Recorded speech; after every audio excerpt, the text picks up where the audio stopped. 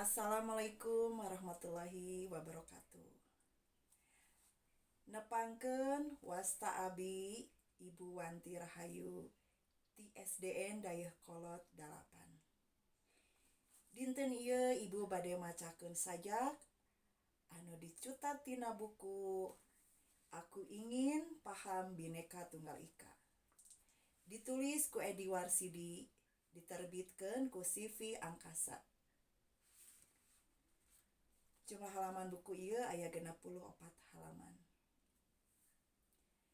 Bhinneka Tunggal Ika. Bhinneka Tunggal Ika parlambang ngahijikeun bangsa Indonesia.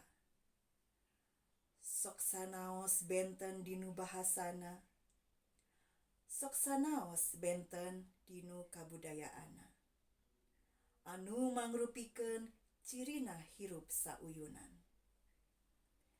Bhinneka Tunggal Ika ngajarkeun kajujuran, ngawangun sumangat kapahlawanan, ngawangun sababaraha hiji agama, anu baris ngajantenkeun hiji tujuan anu sami.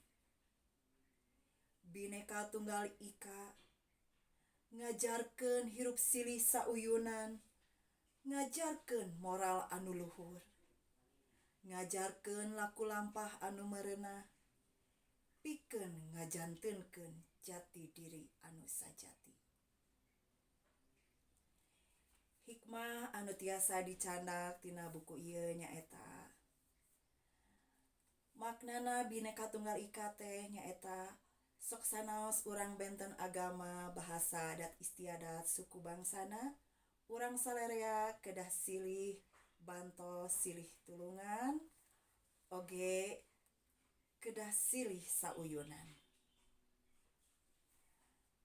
Kukituna mung sakitu sajak anu baris didugikeun ku Ibu, mudah-mudahan mangpaat kangge sadayana. Wassalamualaikum warahmatullahi wabarakatuh.